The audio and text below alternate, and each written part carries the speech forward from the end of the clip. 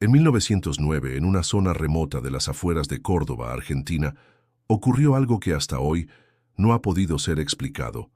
No fue un asesinato común, ni un accidente, ni una enfermedad. Fue una desaparición total, inexplicable, de una familia entera, como si la tierra se los hubiera tragado. No dejaron cuerpos, no dejaron rastros, solo quedó una cosa: un cuaderno de dibujos. A simple vista, parecía un cuaderno escolar de esos que llevan los niños para practicar caligrafía, pero cada una de sus páginas estaba cubierta por ilustraciones perturbadoras, personas dibujadas con precisión, en poses de muerte, como si el artista hubiese presenciado cada escena. Lo más escalofriante era que todos esos rostros eran reconocibles. Eran personas reales del pueblo. Y todas en su momento murieron tal y como aparecían en los dibujos. Lo más inquietante: cada muerte retratada ocurría después de haber sido dibujada. Si esta historia te atrapa tanto como a nosotros, te invitamos a suscribirte al canal. Tenemos muchos más relatos como este, todos basados en casos reales y documentos olvidados por la historia. Suscríbete y activa la campanita para no perderte nada. Volvamos a 1909. La Candelaria era una comunidad pequeña, muy cerrada. Las familias vivían dispersas entre chacras y campos, rodeadas de caminos de tierra y cerros cubiertos de niebla. Los rumores viajaban rápido y la religión gobernaba más que la ley. La familia Correa había llegado hacía solo 2 años desde Buenos Aires, buscando paz y privacidad. Eduardo Correa era un abogado que se había retirado joven tras una buena herencia, y su esposa Amalia era conocida por su devoción religiosa. Tenían 3 hijos, Luis y Tomás, adolescentes activos y alegres, y la pequeña Isabel, de apenas 9 años. Desde su llegada, los Correa se mantenían al margen de la comunidad. Eran educados, sí, pero distantes. No acudían a las festividades ni a misa dominical. Eso ya bastaba para despertar suspicacias. Pero lo que más inquietaba a los vecinos era la niña. Isabel no hablaba, o mejor dicho, hablaba lo mínimo. Su rostro permanecía serio. Sus ojos grandes y negros parecían mirar a través de las personas, como si no las viera realmente. Siempre llevaba su cuaderno con ella, dibujando sin cesar. A cualquier hora, en cualquier lugar, se sentaba en el suelo, en el jardín, en la cocina, incluso en el cementerio, y dibujaba. Al principio eran paisajes, animales, figuras inocentes. Pero con el tiempo, los dibujos comenzaron a tornarse más oscuros. Un día, la vecina que trabajaba en la casa como ayudante de cocina, una mujer mayor llamada Doña Lidia, contó haber visto a Isabel dibujar a su gato. Un dibujo detallado. El animal yacía en el suelo con el cuello torcido. Lo extraño fue que al día siguiente el gato apareció muerto, exactamente como en el dibujo. Todos pensaron que era una coincidencia, pero no lo fue. Poco después, Doña Lidia dijo que Isabel había dibujado a don Ernesto, un anciano del pueblo que vivía solo y tenía fama de malgeniado. En el dibujo aparecía desplomado en su sillón con un cuchillo clavado en el pecho. 3 días después, don Ernesto fue hallado muerto. La posición del cuerpo coincidía con el dibujo de Isabel. Nadie supo cómo murió. No había huellas, no había señales de robo, solo el cuchillo, la sangre y una expresión de terror en su rostro. El dibujo, según dijo doña Lidia, desapareció esa misma mañana. Los Correa no comentaban nada. Cuando se les preguntaba por la niña, decían que era una imaginación muy activa, que estaba pasando por una etapa extraña. Pero el miedo ya se había instalado en el pueblo. Las madres prohibieron a sus hijos jugar con Isabel. El cura párroco habló de influencias malignas y de proteger el alma de los más jóvenes. Algunos incluso dijeron que la niña estaba poseída, pero Isabel seguía dibujando, silenciosa, impasible, día y noche, sin importar lo que ocurriera a su alrededor. Y aunque nadie sabía exactamente qué estaba dibujando, doña Lidia afirmaba que en cada hoja nueva aparecía una figura distinta, con una expresión de muerte. Lo más desconcertante de todo era el cuaderno. Cuando se intentó quitarle, Isabel se lanzó al suelo gritando, retorciéndose, como si le arrancaran parte del cuerpo. Amalia tuvo que intervenir y calmarla, llorando junto a ella. Nadie más volvió a tocar ese cuaderno. Esa fue la primera señal, un aviso que, de haber sido tomado en serio, podría haber cambiado el destino de toda la familia Correa. Pero ya era demasiado tarde.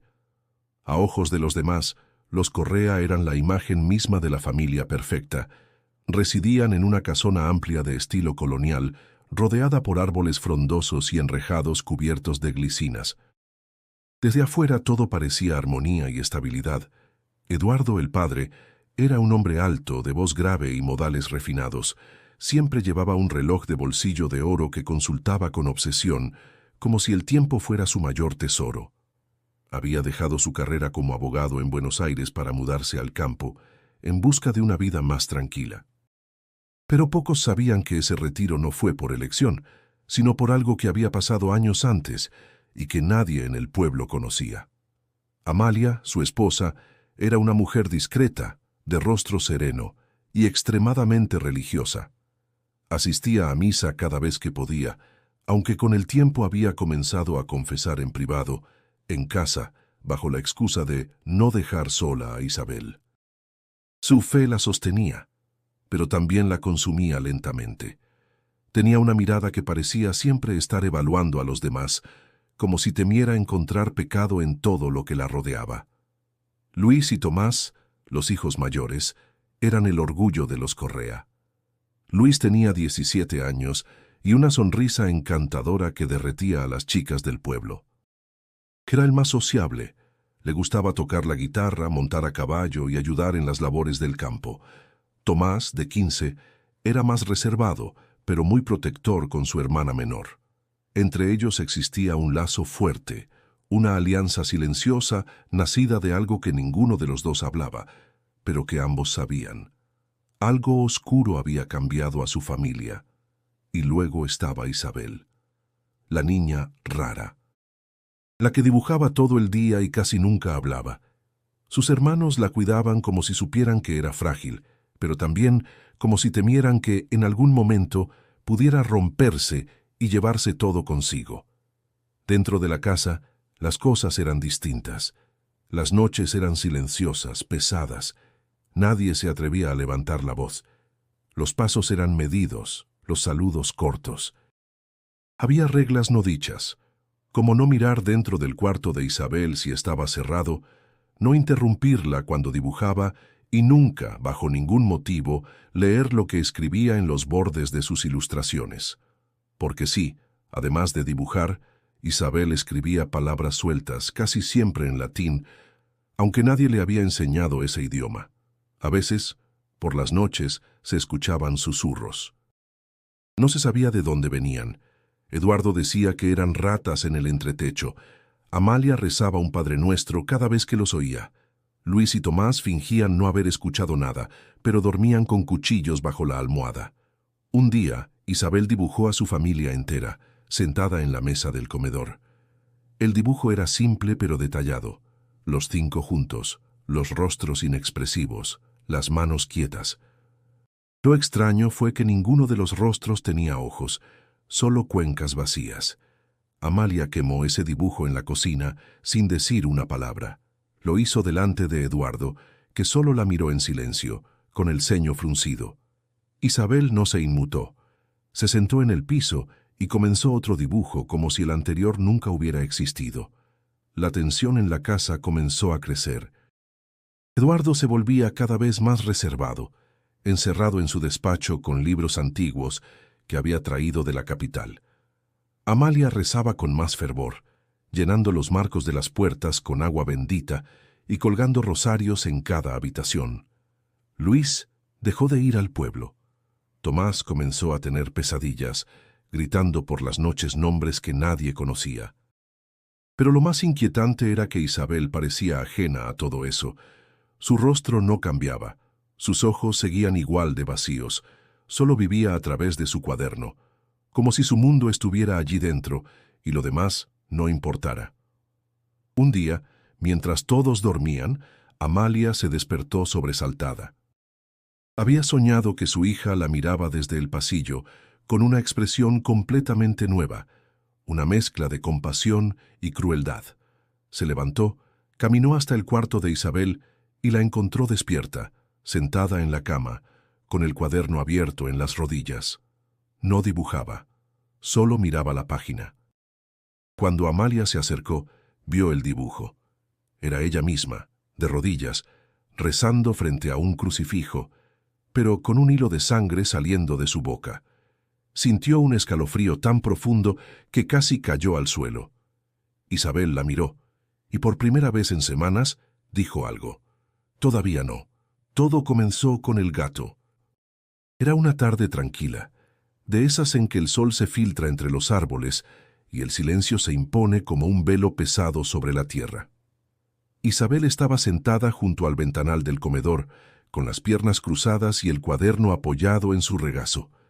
Dibujaba con una concentración absoluta, moviendo el lápiz con precisión inquietante. A su lado dormía Mico, el gato negro que la seguía a todos lados. Cuando Amalia entró a la habitación, vio el dibujo y sintió un golpe seco en el pecho. Allí estaba Mico, tendido de lado, con los ojos abiertos y el cuello torcido en un ángulo antinatural. La ilustración era detallada hasta lo grotesco. La lengua afuera, las garras extendidas, un charco oscuro debajo del cuerpo. Amalia no dijo nada.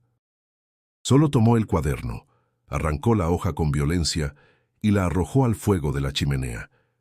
Isabel no protestó, solo la miró en silencio, como si ya supiera que eso iba a pasar. A la mañana siguiente, Mico apareció muerto en el jardín, en la misma posición exacta del dibujo.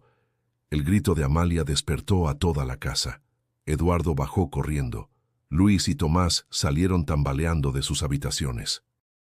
El cuerpo del gato yacía junto al limonero, con la lengua afuera y los ojos abiertos. Nadie pudo explicar qué había pasado. No había señales de lucha ni marcas visibles. Eduardo dijo que habría comido algo envenenado, pero su voz sonaba hueca, forzada. Isabel se mantuvo al margen observando desde la puerta sin expresión alguna. Esa misma noche, Eduardo confrontó a su hija. Le exigió saber por qué había hecho ese dibujo. Isabel no respondió, solo señaló su cuaderno. Al abrirlo, Eduardo encontró otra ilustración.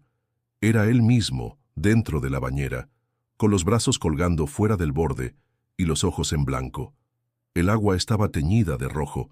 El corazón de Eduardo se detuvo por un instante. Cerró el cuaderno de golpe y lo lanzó al suelo. Esto se acabó. No vas a dibujar más. ¿Me oyes? Isabel no dijo nada. Solo recogió el cuaderno y se lo llevó al pecho. Durante los días siguientes, la tensión en la casa se volvió insoportable. Amalia empezó a murmurar oraciones sin cesar, con el rosario enredado entre los dedos hasta dejarse marcas. Luis y Tomás comenzaron a espiar a su hermana, como si temieran que algo dentro de ella pudiera escapar en cualquier momento. Una tarde, Isabel desapareció por unas horas. La buscaron por toda la casa y el jardín. La encontraron en el establo, dibujando sobre una pila de heno. Eduardo la llevó a rastras hasta su habitación y le prohibió salir. Esa noche, cuando todos dormían, Amalia escuchó un ruido proveniente del baño.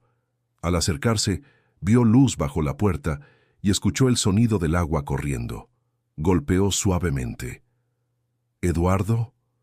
Nadie respondió.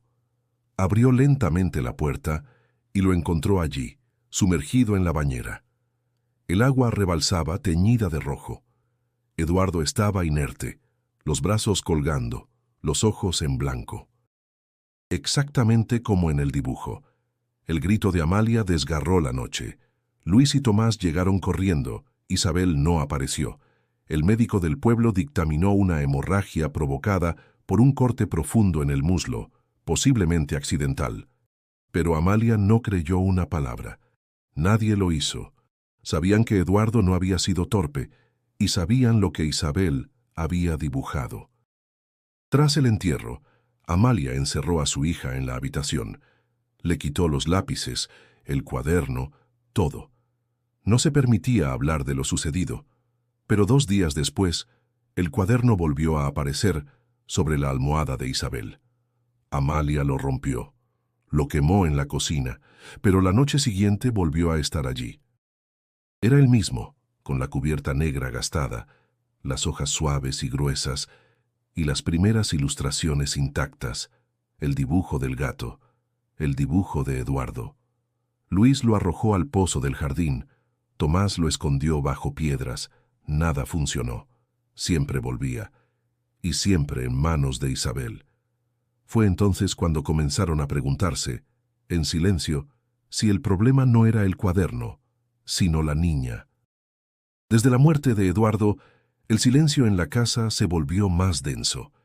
No era solo la ausencia del padre, sino la sensación de que algo invisible se había instalado entre ellos. Amalia pasaba las tardes rezando en voz baja, con los ojos fijos en una vela que nunca dejaba apagar.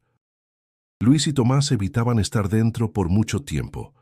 Preferían el establo, las tareas del campo, cualquier excusa para alejarse de las paredes de esa casa. Isabel seguía dibujando. Era como si nada hubiera cambiado. Se sentaba junto a la ventana o en el jardín, con el cuaderno sobre las piernas, y dejaba que su mano se moviera sola.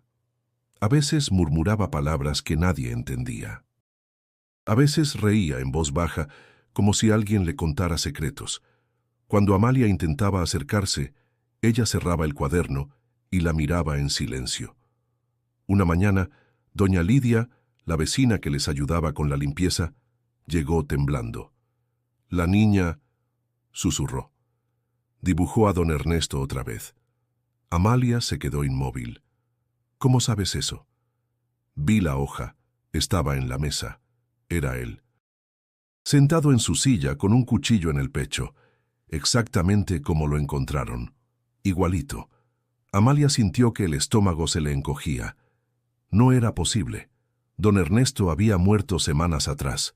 Había sido una tragedia para el pueblo. Un crimen sin culpables. ¿Estás segura que era reciente?, preguntó. La hoja estaba limpia, el trazo fresco. Y en la esquina había una fecha. De mañana. Esa noche no durmió nadie en la casa. Amalia recogió todos los dibujos de Isabel y los encerró en una caja. Luis y Tomás vigilaron su puerta. Pero el dibujo volvió a aparecer, como siempre, y al día siguiente, don Ernesto fue hallado muerto. Otra vez. Su cuerpo apareció en el jardín trasero de la escuela, en la misma posición que en el dibujo, con el mismo cuchillo. En el mismo sillón que usaba para leer. Solo que ahora, el sillón estaba en medio del pasto, como si alguien lo hubiera transportado allí para completar la escena. Fue entonces cuando el pueblo empezó a hablar. Brujería, maldición, el demonio. Algunos decían que Isabel era una enviada del mal, otros que Amalia había hecho un pacto. El cura habló en misa de influencias oscuras que penetraban en los inocentes y pidió rezos colectivos. Nadie mencionaba nombres, pero todos sabían de quién hablaban. Los niños del pueblo dejaron de ir a la escuela. Las madres evitaban pasar frente a la casa de los Correa. Una mujer incluso colocó sal en el camino de entrada, como protección. Amalia no salía. No respondía cartas ni abría la puerta. Luis y Tomás cargaban el peso de la vergüenza, de las miradas, de los cuchicheos en el mercado, y mientras tanto, Isabel dibujaba. Un atardecer. Tomás la vio desde el establo. Estaba sentada bajo el sauce del fondo, con el cuaderno abierto y un gesto de calma profunda. No lo había notado, o fingía no verlo. Él se acercó con cautela, pero cuando estuvo a pocos pasos se detuvo en seco. Detrás de Isabel, de pie, inmóvil, había una figura, alta, oscura, sin rostro. Tomás retrocedió, parpadeó. La figura desapareció. Isabel levantó la cabeza, lo miró y sonrió. Esa noche Tomás no habló. No dijo nada a nadie, pero dejó una vela encendida junto a su cama y durmió abrazado a su medalla de San Benito. Al día siguiente, el dibujo estaba en la mesa del comedor. Era un hombre, de espaldas, con la cabeza girada en un ángulo imposible.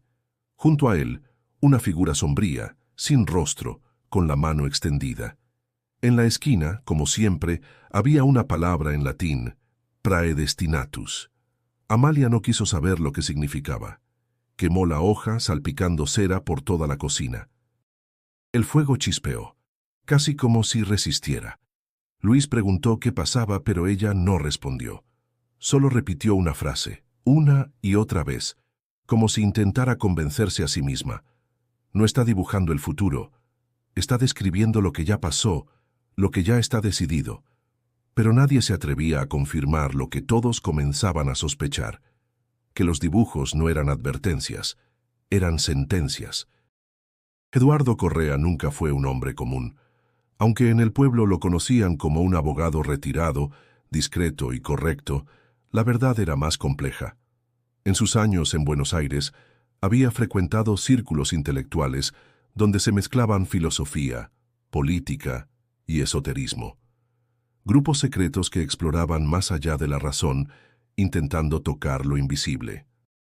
Era lector de Swedenborg, de Paracelso, de grimorios medievales que hablaban de planos alternos, de entidades sin nombre y de la posibilidad de manipular el tejido mismo del destino. Todo eso lo había dejado atrás al casarse con Amalia, o al menos eso creyó. Pero cuando Isabel comenzó a dibujar de esa forma, con esa precisión sobrenatural, con esa frialdad inexplicable, Eduardo sintió que los fantasmas del pasado lo alcanzaban, y que quizá, sin saberlo, los había traído consigo. Fue después de la muerte de don Ernesto que Eduardo tomó una decisión. Bajó al sótano, un espacio que había mantenido cerrado desde que se instalaron en la casa, y comenzó a buscar. Cajas, maletas, cofres de madera, todos sellados, cubiertos de polvo, marcados con símbolos que solo él comprendía. Allí, entre papeles amarillentos y velas secas, encontró lo que buscaba, un libro pequeño, encuadernado en cuero negro, sin título. Lo había obtenido años atrás en una subasta privada. Solo había una copia conocida, y quien lo tradujo murió en circunstancias nunca aclaradas. El libro no era exactamente un grimorio, sino una especie de guía ritual, de origen incierto. Se titulaba internamente Ars Praevidei Mortem, el arte de prever la muerte. Eduardo lo había leído con recelo, con fascinación, con miedo. Hablaba de la conexión entre imagen, intención y destino, de cómo si se alcanzaba un estado mental puro, vacío de deseo, ajeno al tiempo, uno podía dibujar el instante final de cualquier ser viviente, y con ello anclar ese destino, no cambiarlo, confirmarlo. Había cerrado ese libro jurando no volver a abrirlo. Pero ahora, con Isabel dibujando muertes que luego se cumplían al detalle, con palabras en latín en las esquinas, las mismas palabras del libro, supo que ya era tarde. De alguna forma, ese conocimiento se había transmitido, y no por su voluntad. Una noche, mientras todos dormían, Eduardo entró al cuarto de Isabel. Ella dormía profundamente, con el cuaderno cerrado a su lado. Lo tomó con delicadeza, intentando no despertarla. Bajó al despacho, encendió una lámpara de aceite y comenzó a revisar hoja por hoja. Cada dibujo era una escena de muerte, cada rostro, una persona conocida, algunos ya fallecidos, otros aún vivos. Pero lo más aterrador no era la precisión, sino los detalles simbólicos, posiciones, gestos, miradas. Como si Isabel no solo ilustrara lo que iba a ocurrir, sino cómo ocurriría espiritualmente. Y allí, en una hoja cercana al final, estaba él mismo, no en la bañera, en otro lugar. Era un dibujo distinto al que Amalia había visto. Allí, Eduardo yacía en una habitación oscura, rodeado de figuras sin forma. No estaba herido, estaba devorado. En el margen, una sola palabra: reclamatus. Eduardo cerró el cuaderno con manos temblorosas. Volvió al cuarto de Isabel y la observó dormir. Parecía tan frágil, tan tranquila, pero sabía que algo la habitaba, o quizás algo la guiaba. No era posible que una niña de 9 años accediera a conocimientos que él mismo había tardado años en entender. Al día siguiente, Eduardo intentó confrontarla. Isabel, ¿de dónde sacas esas palabras? ¿Quién te las enseña? Ella no respondió. ¿Alguien te habla cuando dibujas? Silencio. ¿Sabes lo que significan? Ella levantó la vista. Por un segundo, sus ojos cambiaron. No brillaron, no se volvieron demoníacos ni oscuros. Solo dejaron de ser infantiles. Parecían más viejos, más tristes. No me las enseñan, solo están ahí, respondió. Yo no pienso, solo veo. Eduardo tragó saliva. ¿Y qué ves exactamente? Ella bajó la mirada al cuaderno. El momento en que se van. Esa noche, Eduardo escondió el libro bajo las tablas del suelo de su despacho. Luego fue al cuarto de Isabel, le quitó el cuaderno y todos sus lápices. Lo encerró todo en una caja fuerte. Juró que no volvería a permitirle dibujar, que ese ciclo terminaría ahí. Pero al amanecer, la caja estaba vacía. Y en el regazo de Isabel, el cuaderno reposaba como siempre. Después del intento fallido de Eduardo por encerrar el cuaderno y cortar la conexión de Isabel con sus dibujos, la atmósfera en la casa se volvió aún más pesada. Ya no era solo el miedo. Había resignación, una certeza muda de que lo que estuviera ocurriendo no podía detenerse. El cuaderno, como si tuviera voluntad propia, seguía apareciendo cada mañana. Sobre la cama, en la mesa del desayuno, a veces incluso en lugares imposibles, como dentro de un armario cerrado con llave. Siempre intacto, siempre abierto en una nueva página, y en cada una de ellas una muerte. Amalia comenzó a evitar mirarlo. Se cubría los ojos cuando Isabel lo sostenía. Murmuraba oraciones que se volvían cada vez más desesperadas. Llegó incluso a intentar esconderlo ella misma en el altar de la iglesia durante una visita a escondidas. Al regresar a casa, encontró a Isabel en la escalera, con el cuaderno en manos, esperándola. «No lo quiere estar allá», dijo simplemente. Luis y Tomás ya no dormían bien. Las noches estaban plagadas de susurros. A veces ambos se despertaban al mismo tiempo, con el mismo sueño.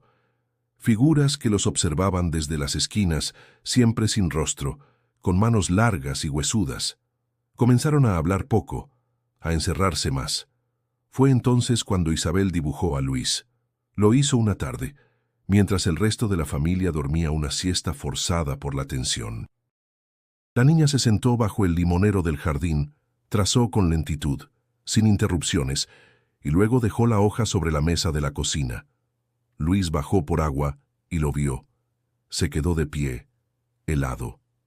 Era él, caído al pie de la escalera interior, el cuello torcido, los ojos abiertos, un hilo de sangre en la frente. La expresión era serena, casi resignada. En la esquina del papel, una palabra: sucumbit. Luis arrancó el dibujo con furia y lo rompió en pedazos. Corrió hasta Isabel y le gritó que dejara de hacerlo, que parara ya. Ella no respondió. Solo lo miró con tristeza, como si supiera que ya era tarde. Tomás intentó calmarlo.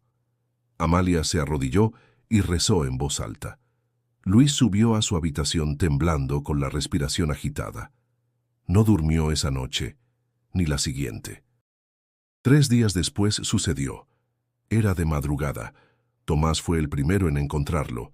Luis estaba al pie de la escalera, tal como en el dibujo, el cuello en un ángulo imposible, los ojos abiertos, la frente marcada con un corte. No hubo gritos, solo un silencio espeso, denso, que se apoderó de cada rincón de la casa. Amalia se desmoronó. Pasó 3 días encerrada en su cuarto, sin comer ni hablar. Cuando volvió a salir había envejecido años. Su piel estaba pálida, su voz apagada. Encendió todas las velas del oratorio de la casa, cubrió los espejos y colgó ramas de olivo bendecido en cada puerta. Repitió una y otra vez que era una prueba, que todo era una prueba de Dios. Tomás no podía dejar de mirar a su hermana, no por odio, sino por miedo. La observaba a cada momento, como si esperara que en algún instante su rostro se transformara. Pero Isabel seguía siendo Isabel, callada, distante y dibujando. El cuaderno ya no parecía de papel, era algo más. No envejecía, no se arrugaba, no se rompía. El color del lápiz jamás se desgastaba, y cada vez que intentaban deshacerse de él, reaparecía. Una noche, Tomás decidió probar algo distinto. Esperó que todos durmieran, se acercó al cuarto de Isabel y le quitó el cuaderno mientras dormía. Caminó en silencio hasta el fondo del jardín, donde había una pequeña laguna. Lo arrojó con fuerza al agua, viendo cómo se hundía lentamente. Luego volvió a la casa sin decir nada. A la mañana siguiente, encontró a Isabel sentada en la cocina. Tenía el cuaderno abierto sobre la mesa.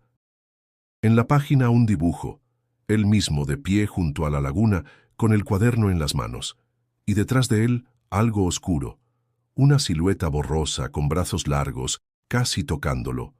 En la esquina inferior una sola palabra, adspectus. Tomás cerró el cuaderno con las manos temblorosas, no dijo nada.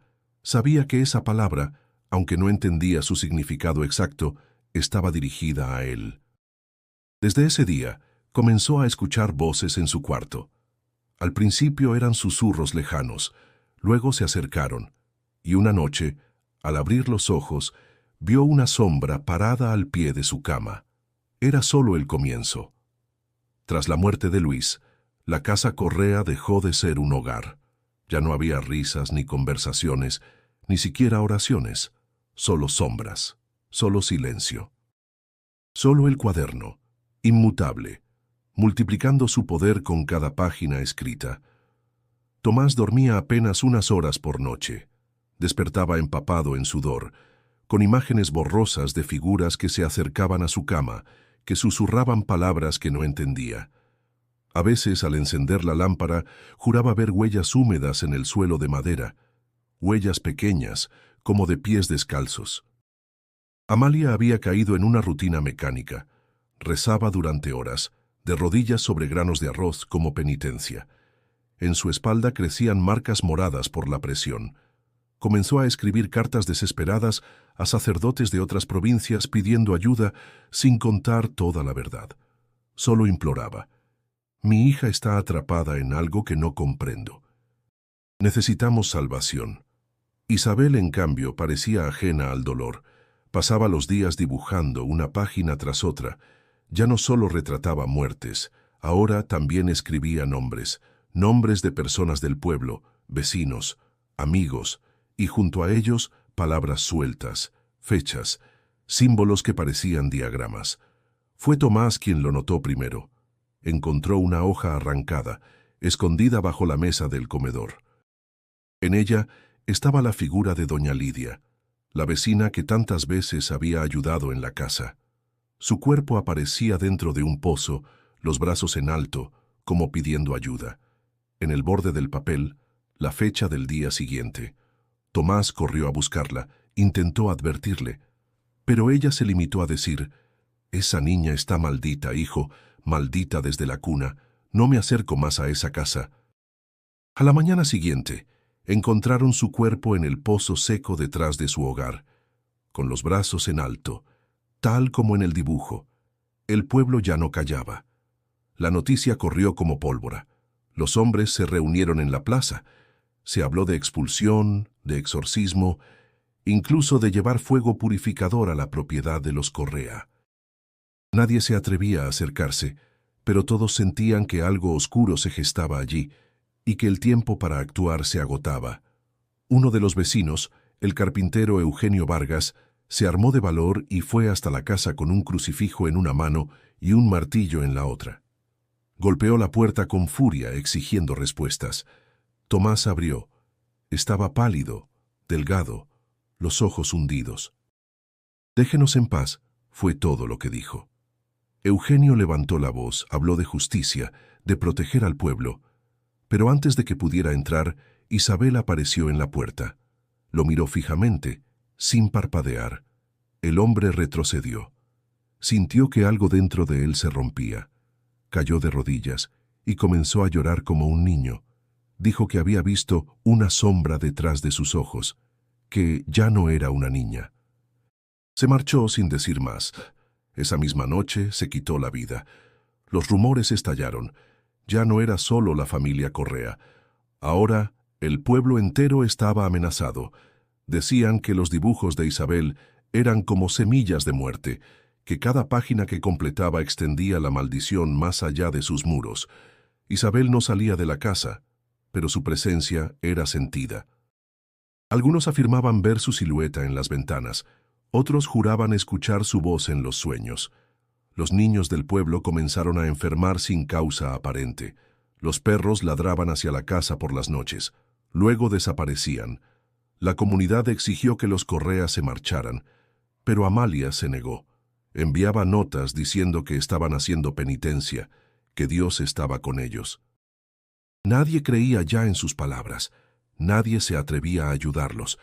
Fue entonces cuando las paredes comenzaron a agrietarse, literalmente. Grietas profundas surgieron en los marcos de las puertas, en los techos, en los pisos. El yeso caía como polvo constante. El aire se volvió pesado, húmedo, con un olor dulzón a flores marchitas. El jardín se volvió salvaje. Las plantas crecían en formas anómalas. Una higuera floreció en pleno invierno, y en medio de todo eso Isabel dibujaba, cada vez con mayor velocidad, como si necesitara terminar algo, como si supiera que el final estaba cerca. Tomás intentó confrontarla una vez más. «¿Por qué lo haces?», le preguntó, la voz quebrada. Ella levantó la vista. Sus ojos ya no eran infantiles, tampoco eran malignos, eran vacíos. «Yo no lo hago», dijo. «Solo lo muestro». Y volvió a dibujar. Desesperada y al borde de la locura, Amalia escribió su última carta. No a un pariente, ni a un médico. Fue dirigida directamente al obispo de Córdoba. La tinta temblaba en cada palabra y la petición era clara. «En el nombre de Dios envíen a alguien. Mi hija necesita liberación. Algo ha tomado su alma». Días después llegó el padre Ignacio. Era un hombre mayor, delgado, de ojos grises y manos firmes. Su presencia imponía respeto, pero también algo más difícil de describir. Una calma antigua, como si hubiera visto demasiado. Vestía de negro, traía consigo una Biblia gruesa y una maleta de cuero gastada. No preguntó demasiado, no juzgó. Solo pidió estar a solas con la niña. Amalia, llorando, lo llevó al cuarto de Isabel. «No la entiendo, padre. No la reconozco. Hace cosas que no son humanas». Él asintió con gravedad. «Dios nos dio ojos para ver y silencio para soportar». Entró solo, cerró la puerta tras de sí. Pasaron casi 2 horas. Desde fuera nadie escuchó gritos ni golpes. Solo un murmullo suave, constante, como si ambos hablaran al mismo tiempo en lenguas distintas. Cuando el padre Ignacio salió, su rostro había cambiado. Ya no había firmeza en su mirada, solo agotamiento y algo parecido al terror. «¿Qué vio?», preguntó Amalia, con las manos entrelazadas. El sacerdote no respondió de inmediato. Caminó hasta la cocina, se sentó y bebió un vaso de agua en silencio. Luego dijo: «Ella no es malvada, pero tampoco es completamente humana». Nadie entendió qué quería decir. Él solo repitió que había que hacer un ritual, algo antiguo. No era un exorcismo tradicional, era una ceremonia de contención, para sellar la conexión que Isabel tenía con el otro lado. Trajo libros escritos en latín, frascos con aceites oscuros, una cruz de madera negra que según él provenía de Tierra Santa. Dibujó símbolos en las paredes del cuarto y clavó estacas de plata en las esquinas de la casa. «No abran esa puerta», dijo, «pase lo que pase». Esa noche comenzó el ritual. Amalia, arrodillada, recitaba salmos. Tomás sostenía una vela que no debía apagarse bajo ningún concepto. El padre Ignacio entró al cuarto de Isabel cerrando con llave. Lo que ocurrió dentro, nadie lo supo con certeza. Pero la casa tembló. Las lámparas parpadearon, un viento helado recorrió los pasillos.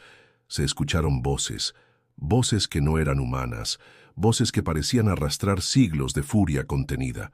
Amalia gritó. Tomás dejó caer la vela. La oscuridad se tragó todo. Cuando por fin lograron abrir la puerta, encontraron al padre Ignacio desplomado en el suelo. Su rostro estaba cubierto de sudor, los ojos en blanco. Isabel, sentada en la cama, dibujaba como si nada hubiera pasado. Su trazo era lento, pero constante, preciso. En el dibujo, el propio sacerdote, con las manos en la cabeza, gritando sin sonido, rodeado de sombras que lo arrastraban hacia abajo. Lo ayudaron a levantarse. Estaba en shock. Murmuraba frases incoherentes. Al día siguiente partió sin despedirse. Solo dejó una carta. Escrita con letra temblorosa decía: «No puedo ayudarla, no es una posesión, es algo más, algo anterior al lenguaje. Ella no canaliza el mal, lo documenta. Es un espejo de la muerte, y quien la mira termina viéndose». Nunca más se supo del padre Ignacio. Amalia cayó en desesperación. Quemó los objetos del ritual, arrancó los símbolos de las paredes y cubrió los espejos con telas negras. Ya no rezaba. Solo observaba a su hija desde la distancia, temblando. Comenzó a decir que Isabel no era suya, que había sido cambiada, que quizá, durante un sueño, algo la había suplantado. Tomás no decía nada, pero en las noches revisaba el cuaderno a escondidas y vio con terror cómo sus propias manos empezaban a aparecer en los dibujos. Al principio solo manos, luego su rostro, después su cuerpo entero, siempre en distintas posiciones, siempre muerto. Una mañana encontró en el pasillo un papel suelto. No era un dibujo, era una nota escrita con la letra de Isabel. «Lo intento, pero no puedo evitarlo. Todo lo que dibujo ya pasó». Aunque aún no lo veas, Tomás dejó caer la hoja. Cerró los ojos y comprendió. No había forma de detenerlo. La muerte se había vuelto parte de la rutina, no como algo visible, sino como una presencia constante, invisible, que respiraba junto a ellos. Amalia apenas hablaba. Tomás dormía poco y comía menos. Isabel seguía dibujando, pero ese dibujo fue distinto. Fue una mañana nublada cuando Tomás encontró la hoja en la sala, abandonada sobre una mesa. Al verla, sintió que el estómago se le apretaba. Era él, no había duda, colgado en el granero, con una soga gruesa al cuello, las piernas colgando inertes. La expresión en su rostro era extrañamente pacífica. En la esquina del dibujo, la palabra Liberatus. Tomás rompió el papel en pedazos con manos temblorosas. Corrió al cuarto de Isabel. Ella estaba sentada, como siempre, con el cuaderno sobre el regazo. «¿Por qué hiciste eso?», le gritó. «¿Por qué?». Isabel no lo miró. «No puedo elegirlo», respondió apenas en un susurro. «Solo lo veo». Tomás quiso gritar más, sacudirla, romper el maldito cuaderno de una vez por todas. Pero algo en ella, en sus ojos, en su tono, lo detuvo. Parecía cansada, como si también sufriera cada página, como si cargar con esas imágenes la consumiera lentamente. Decidió que esa noche dormiría con la puerta cerrada y que no volvería al granero. Amalia, por su parte, había perdido todo vínculo con la realidad. Pasaba las horas hablando sola, repitiendo frases del catecismo, mezcladas con pasajes que nadie le había enseñado. Decía que escuchaba la voz de Eduardo por las noches, que la visitaba en sueños, cubierto de fuego. «No nos queda mucho», le susurró a Tomás esa noche. «Debemos preparar nuestras almas». Él no respondió. Esa madrugada, un estruendo lo despertó. Era como si algo pesado hubiera caído sobre el techo. Se levantó sobresaltado y fue al pasillo. Todo estaba en silencio, pero había una corriente helada que bajaba desde el desván. Entonces lo supo. Corrió al cuarto de Isabel. Vacío. Corrió al cuarto de su madre. Vacío. Bajó las escaleras, cruzó el pasillo, abrió la puerta del patio y lo vio. La puerta del granero, entreabierta. «¡Nos!», susurró y echó a correr. Dentro, colgando de la viga más alta, estaba el cuerpo de Tomás, pero no el suyo. Era su reflejo, su figura exacta, solo que vestía distinto. Los pies no tocaban el suelo. La cuerda estaba atada con un nudo perfecto, un nudo que Tomás no sabía hacer. Cayó de rodillas, jadeando sin entender. Entonces, una voz detrás de él. No es ahora, es después. Era Isabel. De pie en la entrada del granero, con el cuaderno cerrado entre las manos. «¿Qué estás diciendo?», preguntó él desesperado. «Ese no eres tú todavía», dijo ella. «Pero lo serás si no salimos de aquí». Tomás se incorporó con dificultad. Miró de nuevo hacia la viga. El cuerpo ya no estaba, no había cuerda, no había nada. Volvió a mirar a Isabel. Había lágrimas en sus ojos. Por primera vez parecía de verdad una niña. Esa noche Tomás fue a hablar con Amalia. Le dijo que tenían que irse, que dejar la casa era la única forma de romper el ciclo, que si se quedaban, morirían todos. Amalia lo escuchó en silencio. Al final, se levantó y fue a su habitación. Volvió con una pequeña maleta. Estaba esperando que lo dijeras. Prepararon lo necesario. Isabel no llevaba nada salvo el cuaderno. Amalia intentó quitárselo, pero Isabel gritó con una fuerza inhumana. Una onda de calor recorrió la habitación. Las paredes temblaron. Amalia cayó al suelo, inconsciente. Tomás la ayudó a levantarse. Le sangraba la nariz. Estaba confundida, mareada. Decidieron irse al amanecer, pero nunca llegaron a hacerlo. Esa madrugada Tomás despertó con un presentimiento. Fue al cuarto de su madre. La puerta estaba entreabierta. Amalia dormía sentada en la cama, con una copa de vino en la mano. Sobre la mesa, una hoja arrancada. Era un dibujo de ella misma, con la misma copa, con los labios morados, con los ojos cerrados. El título, Consumata est. Tomás se acercó con lentitud. Tocó su cuello. Estaba fría. Isabel apareció detrás de él. «No quiso esperar», dijo simplemente. Tomás cayó de rodillas. No gritó, no lloró. Solo cerró los ojos y deseó despertar en otro lugar, en otro tiempo. Pero ya no había retorno. Estaban solos, y el cuaderno aún no había terminado. El día después de la muerte de Amalia fue el más silencioso que Tomás recordaba, no por falta de sonido, sino por el vacío. La casa estaba sumida en un letargo asfixiante, como si incluso el aire hubiera decidido no moverse más. Tomás cubrió el cuerpo de su madre con una manta y lo dejó en la habitación. No tenía fuerzas para enterrarla. No tenía fuerzas para nada. Isabel no preguntó. Se sentó en el patio con el cuaderno sobre las piernas y comenzó a dibujar. Tomás pensó en escapar. Solo, dejarla. Correr sin mirar atrás. Pero cada vez que se acercaba a la puerta, el recuerdo del cuerpo colgado en el granero volvía a su mente. Ese cuerpo idéntico al suyo, esa imagen anticipada, era como si su muerte lo esperara fuera de los límites de la casa. Entonces recordó algo. Eduardo, su padre. Él había sido el primero, y aunque todos asumieron que había muerto en la bañera, Tomás ahora lo dudaba. Había algo que no encajaba. Recordó el despacho cerrado, las veces que lo vio entrar con libros extraños, las discusiones con Amalia en voz baja. Decidió investigar. Forzó la cerradura del despacho y bajó con una lámpara al sótano. El aire estaba enrarecido. Entre cajas apiladas y papeles amarillentos, encontró un compartimiento oculto bajo una baldosa suelta. Dentro, una caja de madera negra. Y dentro de ella, el libro. Era pequeño, de cuero oscuro, sin título en la portada. Al abrirlo sintió un escalofrío.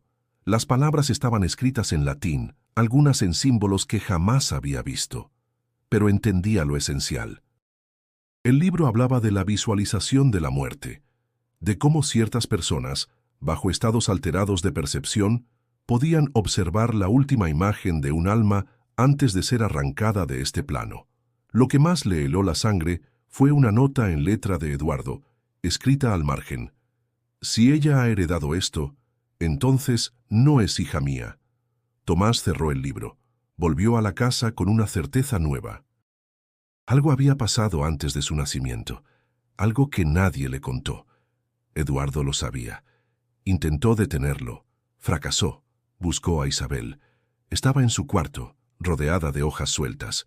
Dibujos por todas partes, algunos antiguos, otros nuevos. En muchos de ellos, la figura del padre reaparecía. En uno estaba ardiendo. En otro, sus ojos eran solo cavidades oscuras. En el último, su cuerpo estaba dentro del horno industrial de la fábrica que Eduardo había administrado en Buenos Aires antes de mudarse al campo. Un horno cerrado, sellado desde adentro. ¿Esto es real?, preguntó Tomás con la voz seca. Isabel no respondió. Siguió dibujando.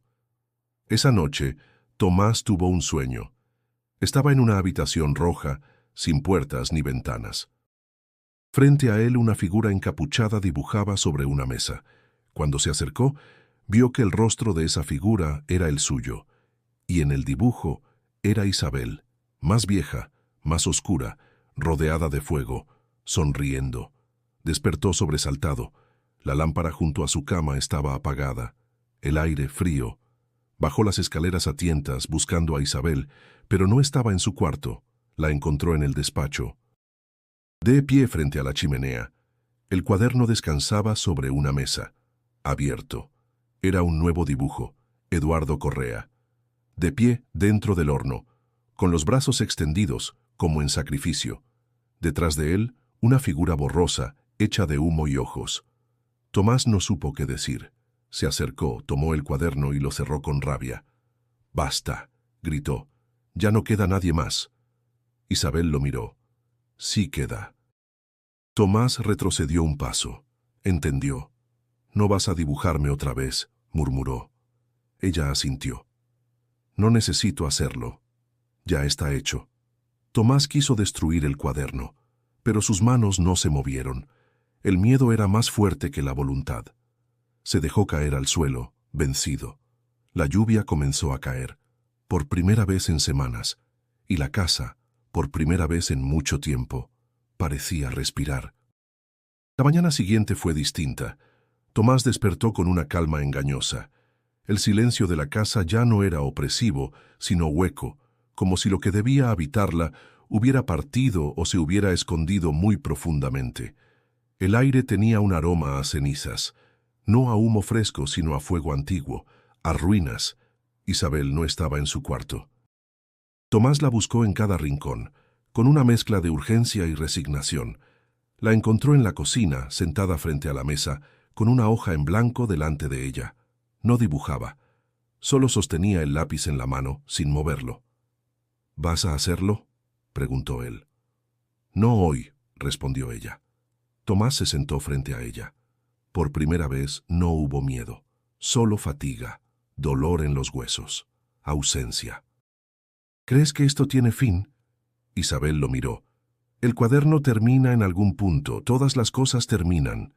¿Y tú?». Ella bajó la vista. «No lo sé».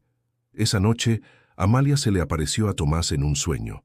Vestía de blanco, con el rostro cubierto por un velo. No habló. Solo le extendió un frasco pequeño de vidrio con un líquido oscuro en su interior.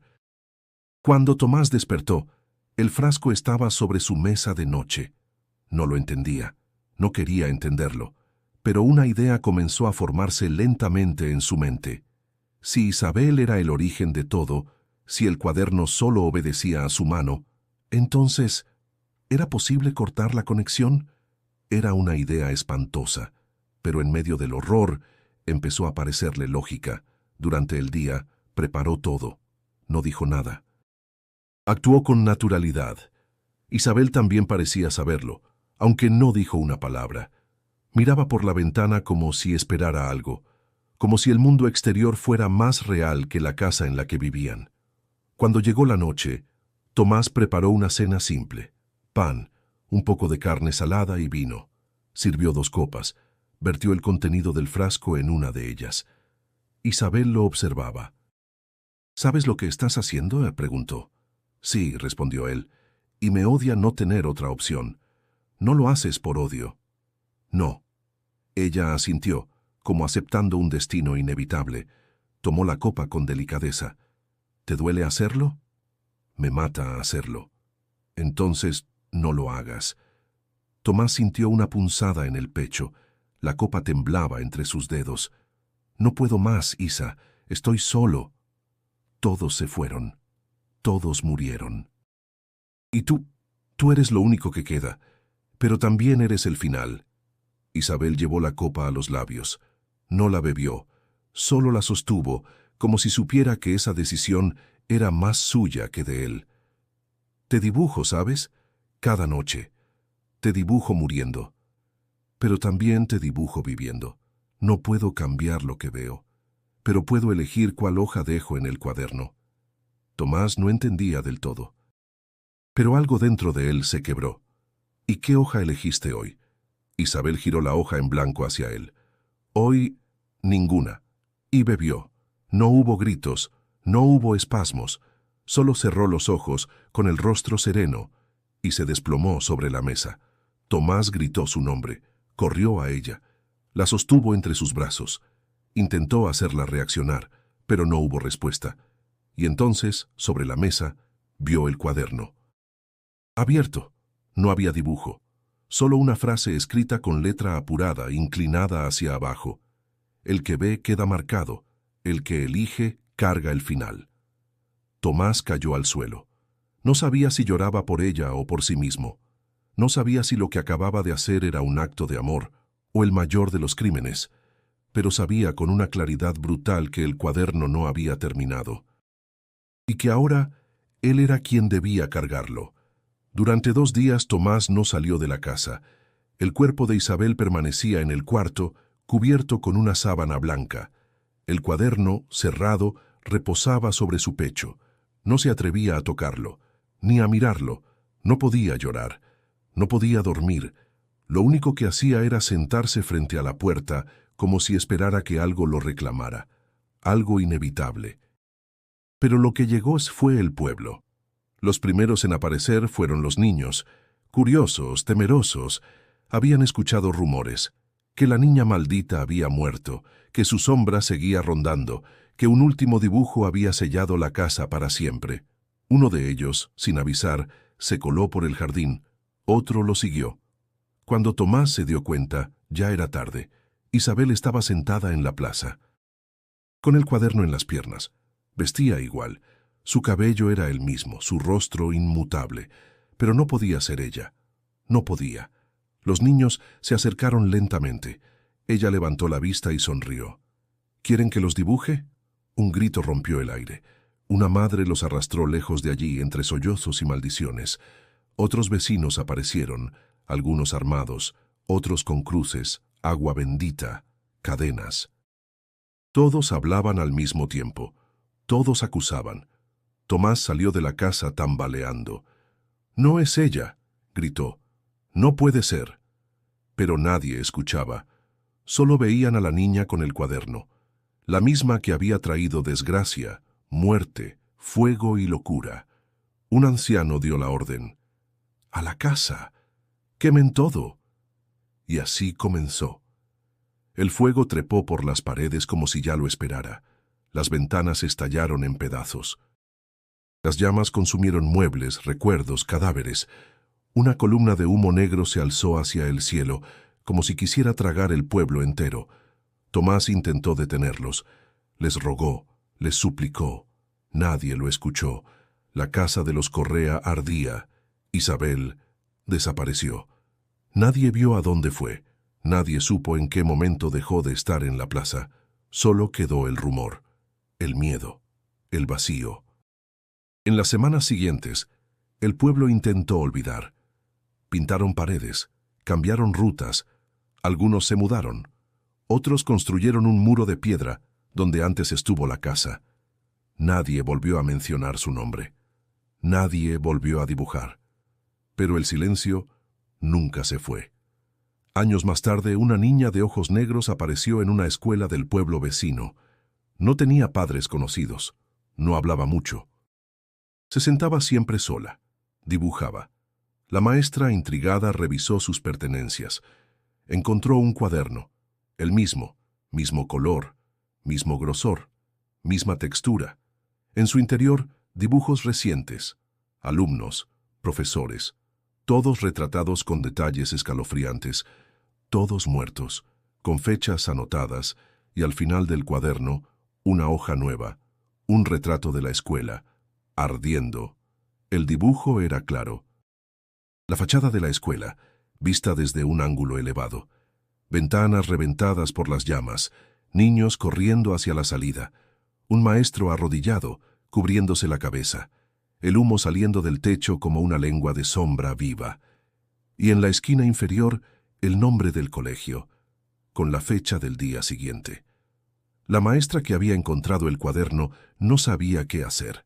No podía dormir. Sentía que la imagen la miraba cada vez que abría el cajón. Intentó mostrarlo a otros docentes, pero todos se burlaron de ella o la miraron con lástima. Solo un conserje, anciano, la tomó en serio. «Ese dibujo lo he visto antes», dijo. «Hace años, en otro pueblo». Ella quiso saber más, pero el hombre desapareció antes del siguiente turno. Renunció sin aviso. Se fue sin dejar dirección. Al día siguiente, al sonar la campana del mediodía, el fuego comenzó. Nadie entendió cómo se inició. La cocina estaba cerrada. El sistema eléctrico recién había sido inspeccionado. No hubo explosión, solo calor repentino, asfixiante, que llenó los pasillos con una rapidez inhumana. Los gritos se escucharon en 3 cuadras a la redonda. La maestra logró guiar a algunos niños hasta la salida. Otros fueron arrastrados por el pánico. Algunos se refugiaron en los baños. Otros rompieron ventanas y saltaron sin importar la altura. Ella sobrevivió. Pero el dibujo lo había retratado todo, con exactitud espeluznante. Cuando los bomberos apagaron las llamas, el edificio estaba perdido. Las autoridades hablaron de combustión espontánea, de gases acumulados, de cortocircuitos invisibles, pero nadie creyó en explicaciones, porque, entre los escombros, el cuaderno seguía allí, intacto, ni una hoja quemada, ni una esquina chamuscada. La policía lo guardó como evidencia sin saber qué hacer con él. Lo enviaron a Buenos Aires, a un archivo judicial. Nadie lo reclamó. Nadie quiso tocarlo. Terminó en una caja sin etiquetar, olvidado en el sótano de un juzgado menor, y ahí quedó. Durante décadas, hasta que alguien lo encontró. Una investigadora joven, estudiante de Derecho, encargada de catalogar documentos antiguos. Al abrir la caja, lo primero que sintió fue un olor leve, entre papel viejo y algo más. Algo como ceniza. Lo hojeó por curiosidad. Vio los dibujos antiguos, vio los nombres, vio las fechas. Nada parecía tener sentido, hasta que llegó al final, y ahí, en la última página, se vio a sí misma, sentada frente a un escritorio, con el cuaderno abierto, y detrás de ella, una sombra. Se llamaba Valeria Suárez. Tenía 27 años, era recién egresada en Derecho, y trabajaba como asistente en el Archivo Judicial de la ciudad de Córdoba. Su tarea era tediosa: revisar cajas sin clasificar, descartar duplicados, organizar documentos que nadie leía desde hacía décadas. Lo hacía sin protestar. Era ordenada, meticulosa. Amaba el silencio de los sótanos, lejos del ruido y la tensión de los juzgados. Una mañana, encontró una caja sin etiqueta, cubierta de polvo, oculta detrás de estanterías viejas. La abrió esperando encontrar papeles rotos, facturas antiguas, documentos civiles. Pero dentro había solo un objeto, un cuaderno negro, grueso, intacto. Al tocarlo sintió un leve cosquilleo en la punta de los dedos. No dolor, no calor, solo una vibración, como si algo se activara. Lo abrió sin pensar. En la primera hoja había un dibujo, una casa ardiendo. En la segunda, un hombre cayendo de un campanario. En la tercera, un grupo de niños alrededor de una cruz rota. Todos los dibujos eran antiguos, estaban fechados, firmados con una I apenas perceptible. La precisión era inquietante. Cada rostro tenía expresión, cada escenario una atmósfera palpable. No eran bocetos. Eran escenas, A medida que pasaban los días, Valeria empezó a soñar con esos dibujos. Veía las casas, escuchaba los gritos, sentía el humo en los pulmones, pero no entendía por qué le afectaba tanto, hasta que encontró el dibujo con su rostro. Estaba en la última sección del cuaderno. Lo reconoció al instante. Era ella, sentada frente al escritorio, con una lámpara encendida. El cuaderno frente a ella, y detrás que una figura oscura alta con la cabeza inclinada hacia su nuca, una mano tocándole el hombro. Valeria cerró el cuaderno de golpe. Lo metió en la caja, lo empujó de nuevo al fondo del estante, pero no pudo ignorarlo.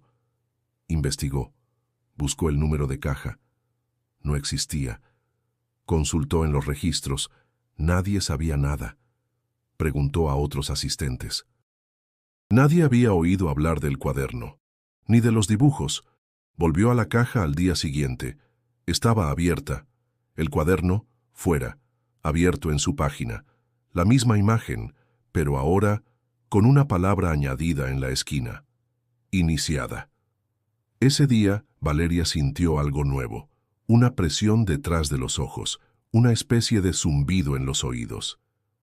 No era dolor, era como si alguien hablara desde adentro de su cráneo. Comenzó a dibujar, sin saber por qué, sin saber cómo. Sus manos se movían solas, trazando líneas con lápiz sobre hojas en blanco. Al principio eran figuras borrosas, pero luego escenas completas, personas, muertes, fechas. Dibujó a su jefe. Lo vio desplomarse en su escritorio, con una mancha roja en el pecho. Al día siguiente ocurrió. Dibujó a una compañera cayendo por las escaleras. Esa tarde se rompió el barandal del segundo piso. Ella cayó, murió en el acto. Valeria quiso detenerse, pero no pudo. El cuaderno había desaparecido, ya no estaba en la caja, ya no era algo externo, estaba en ella. Cada noche se despertaba con nuevas ilustraciones sobre su escritorio. No recordaba haberlas hecho. Pero ahí estaban, con sus iniciales, con su pulso. La última página que encontró era diferente. No era un dibujo, era una palabra escrita en tinta negra. Continúa. Y un espacio en blanco, como si el cuaderno aún no hubiese terminado, como si esperara su próximo trazo. Valeria dejó de resistirse. Había intentado encerrarse.